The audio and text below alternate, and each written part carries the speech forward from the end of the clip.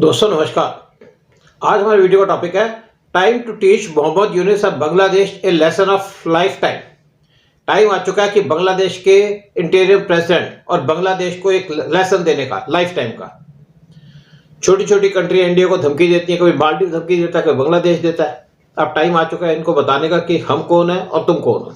बांग्लादेश के interior president Mohammad Younis वो 4 दिन के विजिट पे गए थे चाइना के अंदर, मार्च 26 से लेके मार्च 29 2025 तक, और ये उनकी पहली ऑफिशियल विजिट थी किसी कंट्री के अंदर जब से उन्होंने अपने आप को अपॉइंट किया है एज बांग्लादेश इंटीरियर प्रेसिडेंट। लेकिन इंटरेस्टिंग बात यह है कि बांग्लादेश की इंटीरियर गवर्नमेंट के एडवाइजर मोहम्मद यूनिस, उन्होंने इंडिया को टारगेट किया, न्यू दिल्ली को टारगेट किया एक स्टेटमेंट देकर के, एक वाइल्ड स्टेटमेंट देकर के इंडिया के नॉर्थ ईस्टर्न स्टेट्स के बारे में, और उन्होंने अपील किया चाइना से कि वो एक्सटेंड करे अपना रीजन।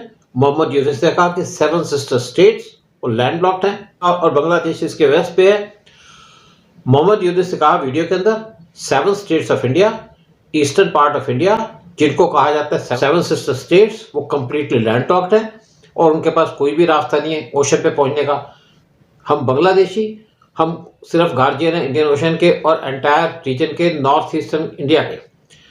साथ में उन्होंने कहा ये ओपन अप करता है ह्यूज पॉसिबिलिटी चाइना के लिए, और ये एक एक्सटेंशन बन सकती है चाइनीज इकोनॉमी के लिए, और यहाँ पे चीज़ें बनाने का, उनको मार्केट करने का, साथ में उनको चाइना के अंदर वापस भेजने का या एक्सपोर्ट करना रेस्ट ऑफ वर्ल्ड को। लेकिन इंटरेस्टिंग बात यह है कि मोहम्मद यूनिस एक पब्लिक अपील कर रहे हैं चाइना को ऑन द बेसिस कि 7 स्टेट्स इंडिया की वो लैंडलॉक्ड है। चाइना को उन्होंने वेलकम किया कोई इन्वेस्ट करें बांग्लादेश के अंदर, लेकिन क्या एग्जैक्टली सिग्निफिकेंस है 7 इंडियन स्टेट्स की जिनको लैंडलॉक कहा गया है। ये पहली बार नहीं कि मोहम्मद यूनिस ने टारगेट किया इंडिया को। मोहम्मद यूनिस और उनके एडवाइजर्स रेगुलरली इंडिया को टारगेट कर रहे हैं। जब से शेख हसीना को पावर से बाहर निकाला बांग्लादेश के अंदर अगस्त 6 2024 को, इससे पहले उनके एडवाइजर उन्होंने इंडिया को वार्न किया था को इंडिया का वेस्ट बंगाल पे कब्जा कर लेंगे, उड़ीसा पे कब्जा कर लेंगे, असम पे कर लेंगे, त्रिपुरा पे कर लेंगे कुछ ही दिनों के अंदर। लेकिन साथ में थ्रेट कर रहे हैं कि वो डिस्कनेक्ट कर देंगे इंडिया का north east rest of India से, चिकन नेक को कट ऑफ करके, जो 15 किलोमीटर वाइड है और 60 किलोमीटर लंबी है। मोहम्मद यूनिस जब चाइना के अंदर गए थे तो उन्होंने वहाँ पे बहुत से एग्रीमेंट्स किए, like expansion of Mongla port जो लोकेटेड है बे ऑफ बंगाल के अंदर। चाइना ने साथ में एग्री कर लिया कि वो चाइनीज इकोनॉमी और इंडस्ट्रियल जोन बनाएंगे चिटागोंग पोर्ट पे। लेकिन मोहम्मद यूनिस के रिमार्क्स, जिसके अंदर उन्होंने इन्वाइट किया चाइना को कि एक्सपैंड करे अपना इन्फ्लुएंस इंडिया के नॉर्थ ईस्ट स्टेट्स के अंदर, उसकी वजह से शार्प कंडेमनेशन हुई है Indian leaders from political spectrum. यानी कि बहुत से लीडर्स जो अपोजिशन है उन्होंने भी क्रिटिसाइज किया है उनकी स्टेटमेंट को। उनके कमेंट की वजह से स्ट्रॉन्ग बैकलैश मिला असम के चीफ मिनिस्टर हिमंता बिस्वा शर्मा की तरफ से, जिन्होंने कहा कि प्रोवोकेटिव और अनएक्सेप्टेबल है जो मोहम्मद यूनिस ने कहा। असम के सीएम हिमंता शर्मा उन्होंने एक्स पे पोस्ट किया कि जो स्टेटमेंट दी गई है मोहम्मद यूनिस के द्वारा, जो बांग्लादेश के सो कॉल्ड इंटीरियम गवर्नमेंट को लीड कर रहे हैं, और उन्होंने रेफर किया 7 सिस्टर स्टेट्स को नॉर्थ ईस्ट इंडिया की कि वो लैंडलॉक्ड हैं, और पोजीशन किया बांग्लादेश को as their guardian of ocean access. ये ऑफेंसिव है, स्ट्रांगली कंडेमनेबल है। ये रिमार्क अंडरस्कोर करता है जो वल्नरेबिलिटी का नैरेटिव है जो एसोसिएटेड है with India strategic chicken neck corridor. Sharma ने कहा कि ऑल्टरनेटिव रूट ढूंढने की जरूरत है, बाईपास करने के लिए वल्नरेबल कॉरिडोर, इसको एक्सप्लोर करना चाहिए। तिपा मोथा पार्टी चीफ प्रद्योत मनिक्या, उन्होंने और ज़्यादा एग्रेसिव और फायरी रिस्पॉन्स दिया। उन्होंने सजेस्ट किया कि इंडिया को और ज़्यादा एग्रेसिव अप्रोच लेनी चाहिए सिक्योर करने के लिए अपना एक्सेस सी के अंदर। मनिक्या ने सजेस्ट किया कि इंडिया को ब्रेकअप करना चाहिए बांग्लादेश को, और इंडिया का अपना एक्सेस होना चाहिए सी के अंदर। एक सीरीज ऑफ ट्वीट्स जिसके अंदर उन्होंने कहा इंडिया का जो डिसीजन था रिलिक्विश करने का कंट्रोल ओवर चिटागोंग पोर्ट 1947 में, वो नेशन की सबसे बड़ी मिस्टेक थी। उन्होंने अर्ज किया इंडिया को कि अपनी डिपेंडेंस रिड्यूस करे बांग्लादेश के ऊपर, सपोर्ट करके इंडिजिनस ग्रुप जो हिस्टोरिकली रूल करते हैं चिटागोंग के अंदर। मनिक्या ने कहा चिटागोंग हिल ट्रैक यहाँ पे हमेशा से इनहेबिटेड रहे इंडिजिनस ट्राइब्स जो चाहते थे इंडिया से मर्ज होना सिंस 1947। यहाँ पे लैक्स एंड लैक्स ऑफ त्रिपुरी हैं, गारो हैं, खासी हैं और चकमा लोग हैं जो रिजाइड करते हैं बांग्लादेश के अंदर, और उनकी टेरिबल कंडीशंस हैं उन्हीं की ट्रेडिशनल लैंड के ऊपर, और इनको यूटिलाइज करना चाहिए हमारे नेशनल इंटरेस्ट के लिए और हमारे वेलबींग के लिए।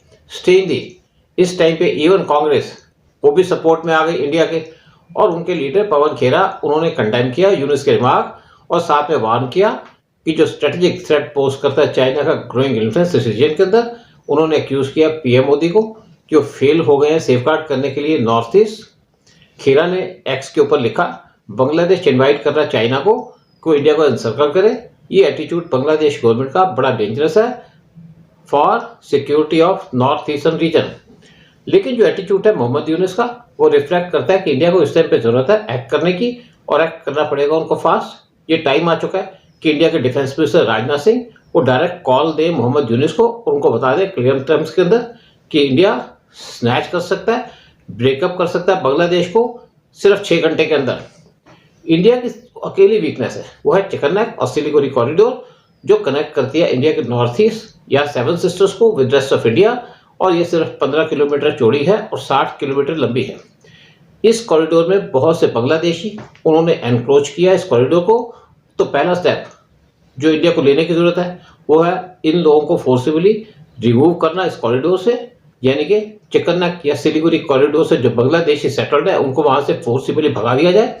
सेकंड स्टेप इंडिया को लेने की जरूरत है कि उसको आर्मी भेजनी चाहिए बांग्लादेश के अंदर और लिबरेट करना चाहिए चिटागोंग हिल एरिया और साथ में रंगपुर, और इसको इंडिया के साथ मर्ज करना चाहिए ताकि जो प्रॉब्लम है सिलीगुड़ी कॉरिडोर की वो हमेशा के लिए खत्म हो जाए।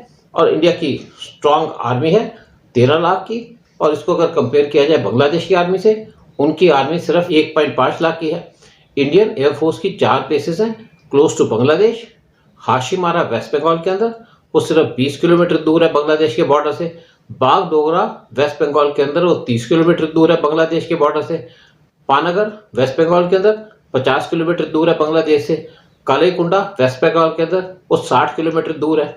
इंडिया की एयरबेस जो हाशिमारा के अंदर है, वहाँ पे इंडिया ने अपना लार्जेस्ट एयरबेस बनाया और इसको डेवलप किया गया मेनली जो थ्रेट इंडिया के तरफ आता है चाइना की तरफ से। एक स्क्वाड्रन रफाल जेट फाइटर्स की उसको भी स्टेशन किया गया हाशिमारा के ऊपर। 200 से ज़्यादा इंडिया के एडवांस फाइटर जेट्स, और वो एक्टिव हैं, अलर्ट मोड के अंदर है बांग्लादेश के ऊपर अटैक करने के लिए अगर बांग्लादेश कोई भी ऑफेंसिव स्टेप लेता है इंडिया के खिलाफ। साथ में यहाँ पे 4 इंडियन आर्मी की बेसिस है क्लोज टू बांग्लादेश बॉर्डर। ये है बीनागुड़ी वेस्ट बंगाल के अंदर 10 किलोमीटर दूर बांग्लादेश के बॉर्डर से। मीसामारी असम के अंदर 20 किलोमीटर दूर बांग्लादेश के बॉर्डर से। रंगिया असम के अंदर 30 किलोमीटर दूर बांग्लादेश के बॉर्डर से। और बीनागुड़ी वेस्ट बंगाल के अंदर 30 किलोमीटर दूर बांग्लादेश के बॉर्डर से। साथ में इंडियन नेवी हाई अलर्ट पे है और रेडी है मूव करने के लिए बांग्लादेश की तरफ जब भी वहाँ पे सिचुएशन डिमांड करेगी। ये कहा जाता है इंडिया की 2 सबमरीन 4 वारशिप्स वो स्टेशन किए गए हैं close to Bangladesh waters deal करने के लिए भी कोई इमरजेंसी सिचुएशन। इंडियन नेवी की बेस जो क्लोज है बांग्लादेश के वो है INS नेताजी सुभाष वेस्ट बंगाल के अंदर जो 200 किलोमीटर दूर है चिटागोंग पोर्ट से। INS प्रदीप उड़ीसा के अंदर वो 400 किलोमीटर दूर है बांग्लादेश के चिटागोंग पोर्ट से। INS बास अंडमान निकोबार आइलैंड के अंदर वो 1200 किलोमीटर दूर है चिटागोंग पोर्ट से। और INS कटाहमन तमिलनाडु के अंदर वो 1700 किलोमीटर दूर है बांग्लादेश के चिटागोंग पोर्ट से।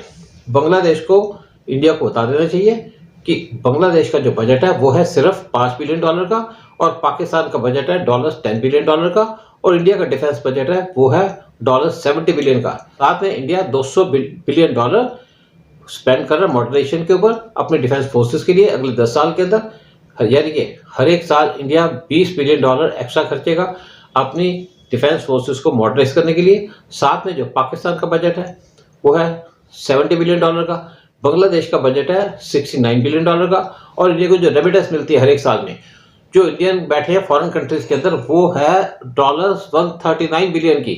यानी कि जो दोनों कंट्रीज का टोटल बजट है उससे ज़्यादा तो इंडिया को रेमिटेंस मिलती है फॉरेन कंट्री से।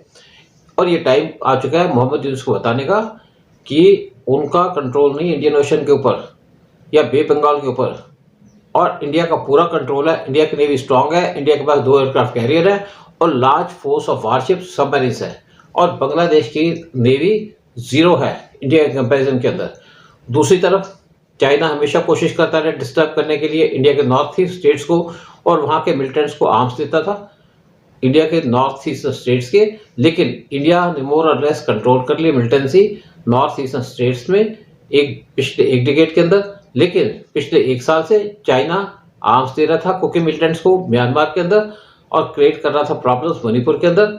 इसको देखते हुए इंडिया ने फेंसिंग स्टार्ट कर दी इंडिया म्यांमार बॉर्डर पे, और दोनों कंट्रीज का जो बॉर्डर है वो है 1643 किलोमीटर का, और यहाँ पे जो फेंसिंग की जा रही है इंडिया के द्वारा वो की जा रही है एट ₹31,000 करोड़।